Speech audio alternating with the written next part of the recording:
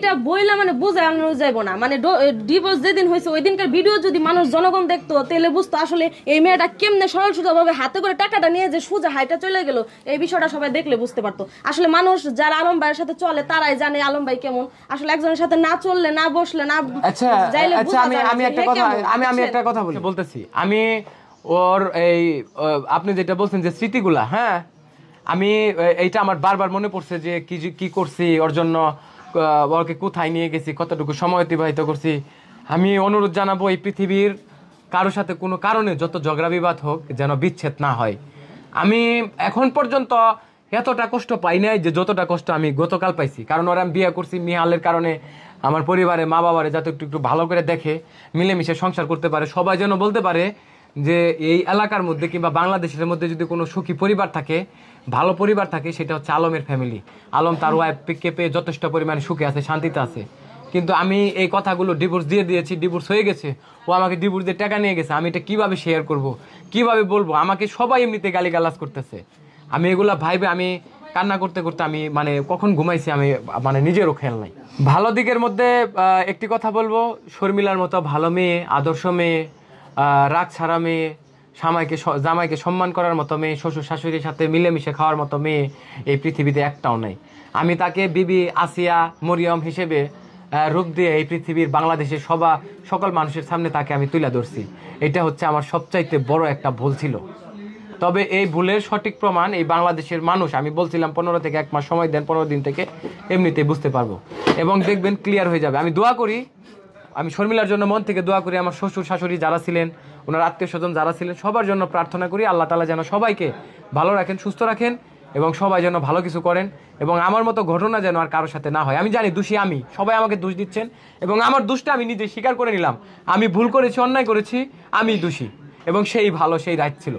আমার মারে আজকে এটা জিজ্ঞেস করবেন, এটা তো একদিন ওরে ওই যে বলছি না, এই যে এই জায়গাটায় আমার আব্বাই পাড়া দিয়ে জায়গায় দাঁড়িয়ে ছিল, এই আমার আশেপাশের প্রতিটা ফ্যামিলির লোক উপস্থিত ছিল। আমি এখানে বসে থাকবো, কারোর কাছে যাব না। আপনারা শুধু জিজ্ঞেস করে আসবেন যে আসলে আব্বাই আমার এই মাথার মধ্যে পাড়া দিয়ে খাড়িয়া ছিল কিনা। ওর লাগে বাড়িতে কথা বলে যে আমার এই হাত মোচার দিয়ে এখান থেকে আমার ড্যানা ছুটে গেছিল গা, এই ঘটনা সত্য কিনা আপনি এলাকায় জিজ্ঞেস করেন। আমার মাথায় পানি ডাইলা সেদিন এখানে 4-5 জনে পানি ঢালছে কিনা, এটা এইখানে আপনারা ফোন অফ করে জিজ্ঞেস করে আসেন যে ওই দিন আলমের আব্বা আলমের মাথায় পাড়া দিয়ে পানি ঢালছিল কিনা, কিংবা হাত উল্টে গিয়েছিল কিনা, ওর মাথা পানি ডাইলা পরে ঠিক করছে কিনা, ঘটনা সত্য কিনা। এটা পাড়া দিছিল কেন জানেন? ও এই বাড়িটারে শ্মশান বানিয়ে রাখছে, প্রতিদিন ঝগড়া লাগাইছে, পারে নাই আমার আব্বা, না পারাতে ওরে কিছু বলতে পারে নাই, মারছে আমারে মারছে। আমরা ভিডিওতে অনেক দেখছি যে ডিভোর্স হয়েছে প্রচুর মেয়ের সাথে। ডিভোর্স হওয়ার সময় কিংবা টাকা নেওয়ার সময় দেখবেন যে মেয়েরা কান্না করে, চোখের পানি ঝরা, এরকমটাই। যদিও তার হাজবেন্ড খারাপ। আমার শর্মিলার কি কোনো চোখের পানি ঝরছিল এখানে? এখানে পানি ঝরে, এই যে এই ভাইয়ের এই জায়গাটায় এখানে বসছিল না সে, এইখানে বসছিল, এখানে আমার টি টেবিলটা ছিল, একটাবার 1 ফোঁটা পানি ঝরে নাই। যখন আমি মুখ দিয়ে তালাকটা বের করছি, আমার এই শোলের লোম দাঁড়িয়ে গেছে, আমার শোল কাঁপা শুরু করছে, আমি দাঁড়িয়ে থাকতে পারি নাই, আমি সাথে সাথে বিছানায় যে আমি শুয়ে পড়ছি। বিছানায় যে তো উনি কান্না করছে, অথচ সে ভিডিওতে কান্দা অসংখ্য ভিডিও পাবলিশ করছে, আর একটা ডিভোর্সের মুহূর্তে সে হাস্যোজ্জ্বল ভাবে আপনার আমাকে ডিভোর্স দিয়ে টাকা নিয়ে চলে যায়। ওর যদি টাকা নেওয়ার ইচ্ছা নাই থাকতো, ও বাসার থেকে আমাকে ডিভোর্স লেটার পাঠিয়ে দিলে দিতে পারতো না? এইখানে এসে কেন মীমাংসা ডিভোর্স দিল? আমি তো ওর ব্যাপারে কোনো স্টেপ নেই, কোনো সিদ্ধান্ত নেই। ডিভোর্স দিতে চুপচাপ থাকতো, আমি কোনো কথা বলতাম না এবং বলতামও না। কিন্তু এই পর্যন্ত কে নিয়েছে এটা? এই জানাজানি মিডিয়াতে পাবলিশ কে করছে? ও কি সে ভিডিওগুলা ডিলিট করতে পারবে এই জীবনে? যে ভিডিওগুলা কান্দা আমার এটা বানাইছে, এতগুলা মিথ্যা কথা বলছে যেটা ভাষায় প্রকাশ করার মতো না। প্রমাণ চাচ্ছেন, যদি প্রমাণগুলো পাবলিশ করার প্রয়োজন হয় আমি করব। এখনো চাই ও ভালোভাবে পৃথিবীতে বেঁচে থাকুক, ও সংসার করুক, ও সুখে থাকুক। ওর মতো মেয়ের বিন্দুমাত্র কোনো জায়গা আমার হৃদয়ে আর নেই। ও যদি মানে কি বলে, যদি পৃথিবী এদিক সেদিক হয়ে যায় তাও আমার হৃদয়ে আর কোনো স্থান নেই। ও এই আমার মতো, আমি ওকে কখনোই মিস করবো না। কিন্তু আমি এখনো বললাম, ও যতদিন বাঁচবে ওর আমার নাম বলতে হবে যে আমি ওর জন্য কি করছি, ওকে আমি ভালোবাসছি কিনা, ঘৃণা করছি কিনা, ওকে আদর্শ স্ত্রী হিসেবে তৈরি করার জন্য ওকে আমি শাসন করছি কিনা। আমার শাসনটা ছিল ওকে আদর্শ স্ত্রী হিসেবে এই সমাজে, এই পরিবারে এবং সুখী শান্তিতে সংসার করার জন্য সেভাবে তৈরি করা, নিজের কাপড়টা পর্যন্ত ধোয়া শিখে নাই। আমি ওকে এত ভাবে মোটিভেট করছি। আসলে ওই যে বললাম না, বলে বোঝানো যাবে না, ভিডিও দেখলে আসলে মানুষ বুঝতো। উনি তো ঘরে যে কাঁদছে, এমন কান্দা কাঁদছে, আসলে ছেলে মানুষ হয়ে এরকম চিৎকার করে মানে কান্দা করে না। মানে ওনার মা সুদ্ধা কাঁদছে, দুইজনে ঘরে যায়। জানেন ওনার মা এত একটা ভালো লোক, আসলে ওনার মার নামে বদনাম কিভাবে করে আমি বুঝি না। মানে ও তো একটা মেয়ে, আসলে পরে বিয়ে হোক যাই হোক, পরের সংসারে যে আসলে 2-4 মাস সংসার করতে পারে কিনা দেখবেন আপনারা, যদি ভিডিও জগতে থাকে অবশ্যই দেখতে পারবেন, বুঝেন নাই? আসলে আলম ভাইয়ের আর কি বলুন, কিছু বলার মতো নাই। আসলে আলমের স্ত্রীকে তো চিনতেন, এই বাসায় আসা যাওয়া হতো আপনি। হ্যাঁ, তো আসলে কেমন দেখেছেন আপনি?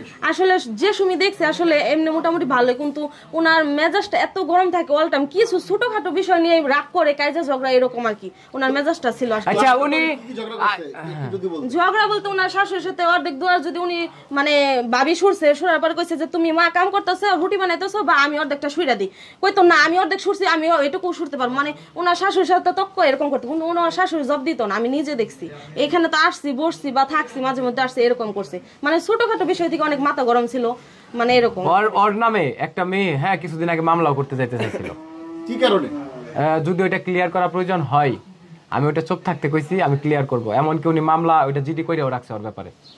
আসলে ভাই এগুলা ক্লিয়ার করার কোনো দরকার নাই, প্রমাণেরও দেখার দরকার নাই। মানে পবিত্র করবেন বাড়িঘর, করছেন কিনা? আমি অলরেডি এই পুরো বাড়ি যা আছে, আমার জামা কাপড় এগুলা যা আছে সবকিছুই একবারে ধোয়া ওয়াশ করা পরিষ্কার সব শেষ। আমি ফাইনালি আমার মানে শরীরটা ঠিক হইলে, মাথাটা ঠিক হইলে আমি লাস্ট স্টেজে একটা কাজ কমপ্লিট করে, যেমন আমার ডিভোর্স হয়েছে এই বিষয়টা আজকে শেয়ার করলাম, ক্লিয়ার করলাম। এরপরে আমি ওর ব্যাপারে আর কোনো কথা কখনো বলবো না। আর যেটা বাড়ির পরিষ্কারের ব্যাপারে ওটা অলরেডি করা কমপ্লিট মনে করেন, করে ফেলাইছি। আর হলো কথা বলার দরকার নাই, কারো প্রমাণের দেখানোর দরকার না। যার মানে ইচ্ছা দরকার নাই, যদি আমার প্রয়োজন আসবেন, এর কাছে আসবেন, প্রমাণ দেখে দিবে। শুধু শুধু মেয়ে যা আছে আছে, মেয়ে যখন ডিভোর্স হয়ে গেছে, ও যদি এক জায়গায় সংসার করে খায়, ভালো মতো খায়, আমাদের কোনো আপত্তি নাই, কিন্তু প্রমাণ দেখানোর দরকার নেই। প্রমাণ দেখানোর কারণে যদি মেয়েটার আরো বড় ধরনের ক্ষতি হয়ে যায়, আমরা চাই না এটা। পরের মেয়ে তাতে কি হয়েছে, আমিও একটা মেয়ে, কারণ একটা মেয়ে হয়ে চাই না যে একটা অভিযোগ করেছে যে একদিন আপনার ব্যাগের পকেট থেকে একটা জিনিস বের করেছে ব্যবহার করা। তো আসলে এই বিষয়টা কি? আচ্ছা এই যে কথাগুলা যে বলে মানুষের ওই দেখেন উনি হাসতাছে, মানুষের মিথ্যা বলার মাইন্ডসেট আপ থার্ড ক্লাসের একটা থাকে, লজিক থাকে। আমার কথা বুঝতে পারছেন? এটা কোন হিসাবে আপনি প্রশ্ন করলেন আর উই বা বললো? এটা হয় কোনোদিন? এই পৃথিবীর কোন পুরুষ এই কাজ করতে পারে যে যদি একটা কিছু থাকে এটা আবার নিয়ে সাথে সাথে নিয়ে ঘুরবে? ভুলে কিভাবে হবে? ভুলে এটা কিভাবে হয়? ওইটা কি ব্যাগে থাকার জিনিস? ভুলে কি ব্যাগে থাকার জিনিস? এটা বলে কাগজে মোড়ানো ছিল ভাই। ওইটা মনে হয় ওনার বই রাইখা দিছে, আপনি সরি দূরও এটা বলেন না, মাফ চাই। এইসব কথা বলেন না, এইসব নোংরা কথা বলেন না। শুনেন, আপনার জীবনে এই ভুল হয়েছে, আপনার জীবন হয়েছে, আপনাদের কারো পৃথিবীর কারো জীবন এরকম হয় নাকি? হয়, হয়তো সামনে ক্ষেত্রে ভুল হয়ে যায়। এটা হইলো কোনোদিন? এটা কোনো কথা হইলো? আমি আরেকটা কথা বলি, এই সত্য কথা স্বীকার করি একটা বিষয়। এই যখন মেলা হইলো না, বই মেলা, তখন ও আর আমি ঢাকা গেছি। আমার ব্যাগে একটা প্যাকেট ছিল, এটা ও জানে ওটা আমাদের কিনা প্যাকেট, আমরাই রাখছি, ঠিক আছে? তো হঠাৎ করে আমার ব্যাগের একটা ডকুমেন্ট বের করার সময় ওখানে যারা ফুল বিক্রি করে না, ওনার তো আমার অনেক ভালোবাসে, কাছে আসছে, তো এটা বের করার সময় এটা বের হয়েছে। আমরা কিন্তু দুইজনে একটু শরম পাইছি। ধরেন ওটা কবে রাখছে, ও রাখছে না আমি রাখছি, কবে কারি আমিও বলতে পারবো না, ও বলতে পারবে না। তো একটা সাংসারিক দাম্পত্য জীবনের প্রত্যেকটা পুরুষের এটা ফ্যামিলিগত গোপন বিষয়। এটা বাসায় আনে নেওয়ার জন্য, রাখার জন্য। ও কেমন থার্ড ক্লাস এই জিনিসটার এইভাবে ও মানে প্রেজেন্ট করে দিচ্ছে। এটা তো আজকে থেকে আপনার কি বলে এই মেলার সময়কার ঘটনা, যারা ফুল বিক্রি করে এরাই জানে, ওনারা নিজেরাই দেখছে। ওইটারে ঘুরিয়া কিভাবে কথাটা বললো এটা আমার বলেন, এটা কোনো কথাই বলে? ভালো নতুন জিনিস আমার ফ্যামিলির জন্য, উনি যেই জানে এটা রাখা হয়েছে, রাখছি তাও মনে করেন আপনার 3-4 মাস পুরান, কবে রাখছি কবে পরে রয়েছে কি হয়েছে আমি নিজেও কইতে পারবো না।